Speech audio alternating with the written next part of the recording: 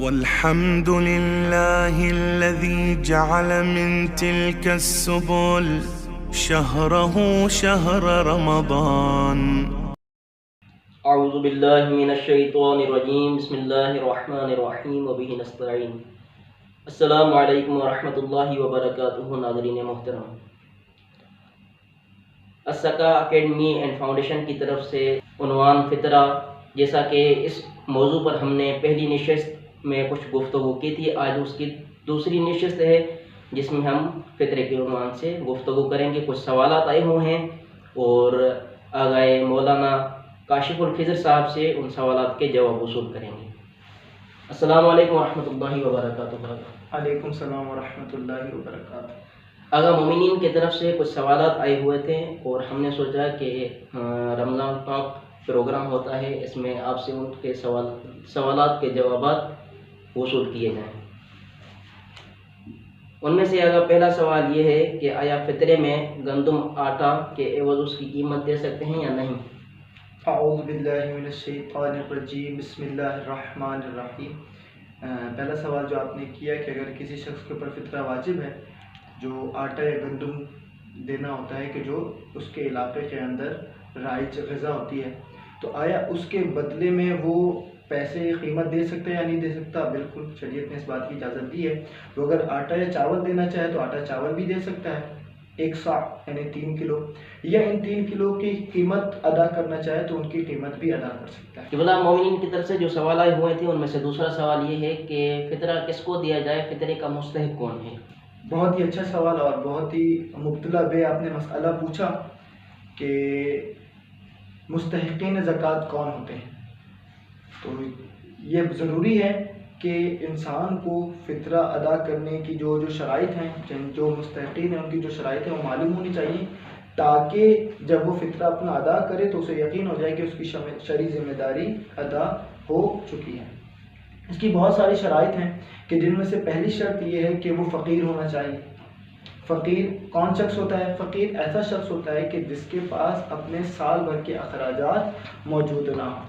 اسی کے اندر ایک اور ڈیٹیل میں یہ بتاتا چلوں، ایک شخص ہے کہ جس کے پاس فعلاً تو سال کے اخراجات موجود نہیں ہیں، لیکن مثال کے طور پر اس کے پاس ایک ایسا ہنر ہے یا اس کی جاب لگی ہوئی ہے کہ جس میں اس کے پاس مثال کے طور پر 40,000 روپیہ سیلری ہے اس کی منتھ، اور 40,000 روپیہ اسے پورا ہو جاتا ہے مہینے کے آخر تک. تو اب یہ شخص، اس کے پاس فعلاً تو بھی سال کا خرچہ موجود نہیں ہے، لیکن پھر بھی یہ غنی کہلائے گا، شرعی اعتبار سے یہ فقیر نہیں کہلائے گا. کیوں؟ کیونکہ اس کے پاس ایسا ہنر یا ایسی جاب موجود ہے کہ جس کے ذریعے سے اس کا خرچہ پورا ہو جاتا ہے اور سال تک بھی اس کا خرچہ پورا ہو جائے گا.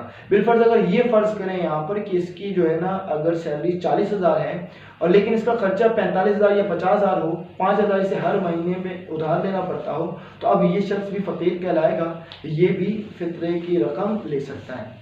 تو پہلی شرط یہ ہے کہ فقیر ہونا چاہیے، ٹھیک ہے. اسی طریقے سے دوسری شرط یہ کہ احتیاط واجب کی بنا پر شیعہ اثنا عشری ہونا چاہیے. اگر شیعہ اثنا عشری نہیں ہے تو آپ اسے زکوٰۃ فطرہ ادا نہیں کر سکتے ہیں. اسی طریقے سے اور شرط یہ ہے کہ وہ شخص واجب النفقہ افراد میں سے نہ ہو، یعنی جو فطرہ نکالنے والا ہے اس دینے والے کے اوپر اس شخص کا فطرہ واجب نہ ہوا ہو. مثال کے طور پر میرا بیٹا یا میری بیوی، تو میں اگر فطرہ میرے پر واجب ہے تو میں اپنے بیوی یا اپنے بیٹے کو فطرہ نہیں دے سکتا ہوں. کیوں؟ کیونکہ یہ ایسے افراد میں سے کہ جو واجب النفقہ جن کا میرے اوپر واجب ہے، تو جو واجب النفقہ افراد میں سے ہوتے ہیں انہیں آپ فطرہ نہیں دے سکتے. اسی طریقے سے اور شرائط بھی ہیں کہ یہ شخص اپنے مال کو یا اس زکوٰۃ فطرہ کو حرام کام میں صرف نہ کرے. اگر ایک ایسا شخص ہے کہ جو اس مال کو حرام کام میں جا کے صرف کرے گا تو اب اس شخص کو بھی فطرہ نہیں دیا جا سکتا. اسی طریقے سے احتیاط واجب کی بنا پر وہ شخص کہ جو بے نمازی ہو یا جو کھلم کھلا جو ہے گناہ کرتا ہو، متجاہل بالفسق ہو، یا جو شراب پیتا ہو، اس شخص کو بھی آپ جو ہے زکوٰۃ فطرہ ادا نہیں کر سکتے.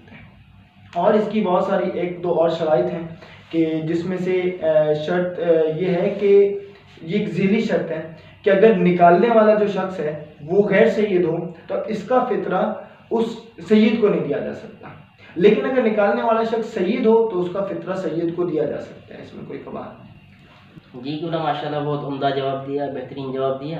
اور تیسرا سوال یہ ہے کہ فطرہ نکالنے کا وقت کب ہے اور افضل وقت کون سا ہے؟ فطرہ نکالنے کا وقت کب ہے اور افضل وقت کیا ہے. جی لیکن فطرہ یعنی یا یوں میں سوال اس کو اس طریقے سے اگر ڈیفائن کروں کہ فطرہ کب نکالا جا سکتا ہے اور افضل وقت کون سا ہے، تو فطرہ رمضان المبارک کا چاند جیسے ہی نظر آ جائے تو رمضان کے مہینے میں کسی بھی وقت اگر کوئی شخص اپنا فطرہ نکال دیتا ہے تو یہ کافی ہو جائے گا، مجزی ہو جائے گا. فطرہ رمضان کے مہینے میں نکال سکتا ہے. اور احتیاط مستحب کی بنا پر جب عید کا چاند نظر آ جائے یعنی شوال کا چاند جب نظر آ جائے اس کے بعد فطرہ نکالنا بہتر ہے. ماشاء اللہ قبلہ، یہ بھی بہت عمدہ جواب تھا آپ کا.